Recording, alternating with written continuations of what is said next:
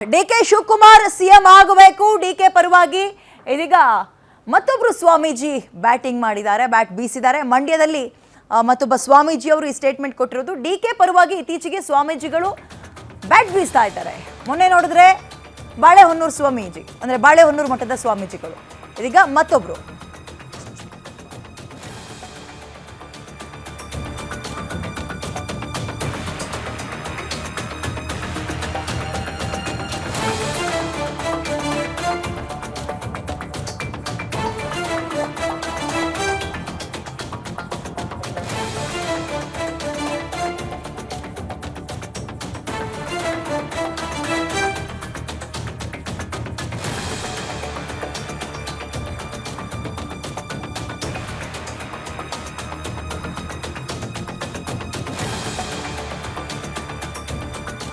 ಮಂಡ್ಯದಲ್ಲಿ ಇದೀಗ ನಿಶ್ಚಲಾನಂದನಾಥ ಸ್ವಾಮೀಜಿ ಡಿಕೆ ಪರವಾಗಿ ಬ್ಯಾಟ್ ಬೀಸಿದ್ದಾರೆ.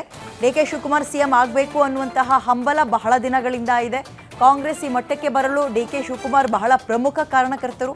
ಡಿಕೆ ಶಿವಕುಮಾರ್ ಸಿಎಂ ಆಗಬೇಕು ಅನ್ನುವಂಥದ್ದು ನಮ್ಮೆಲ್ಲರ ಆಸೆ ಅಂತ ನಿಶ್ಚಲಾನಂದನಾಥ ಸ್ವಾಮೀಜಿ, ಮೊನ್ನೆ ಬಾಳೆಹೊನ್ನೂರು ಮಠದ ಸ್ವಾಮೀಜಿಯ ಸರದಿ, ಇದೀಗ ನಿಶ್ಚಲಾನಂದನಾಥ ಸ್ವಾಮೀಜಿ ಕೂಡ ಅವರ ಪರವಾಗಿ ಬ್ಯಾಟ್ ಬೀಸಿದ್ದಾರೆ.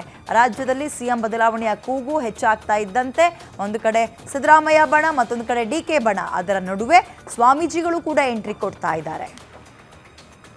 ಒಳ್ಳೆಯ ಬಹಳ ದಿನಗಳಿಂದಲೂ ಕೂಡ ಉಪಮುಖ್ಯಮಂತ್ರಿಗಳಾದಂಥ ಸನ್ಮಾನ್ಯ ಡಿ.ಕೆ. ಶಿವಕುಮಾರ್ ಅವರು ನಮ್ಮ ರಾಜ್ಯದ ಮುಖ್ಯಮಂತ್ರಿಗಳಾಗಬೇಕು ಅನ್ನೋ ಒಂದು ಹಂಬಲ ಎಲ್ಲ ಕಡೆ ಇದೆ.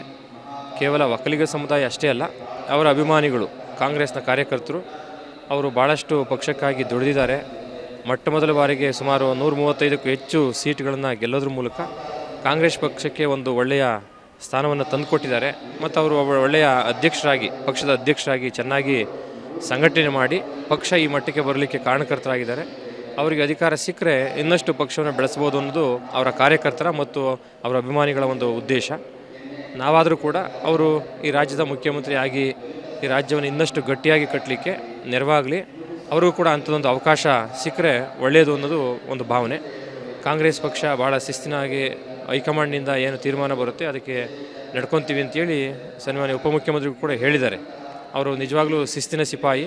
ಬಹಳ ದಿನಗಳಿಂದಲೂ ಕೂಡ ಉಪಮುಖ್ಯಮಂತ್ರಿಗಳಾದಂಥ ಸನ್ಮಾನ್ಯ ಡಿ.ಕೆ. ಶಿವಕುಮಾರ್ ಅವರು ನಮ್ಮ ರಾಜ್ಯದ ಮುಖ್ಯಮಂತ್ರಿಗಳಾಗಬೇಕು ಅನ್ನೋ ಒಂದು ಹಂಬಲ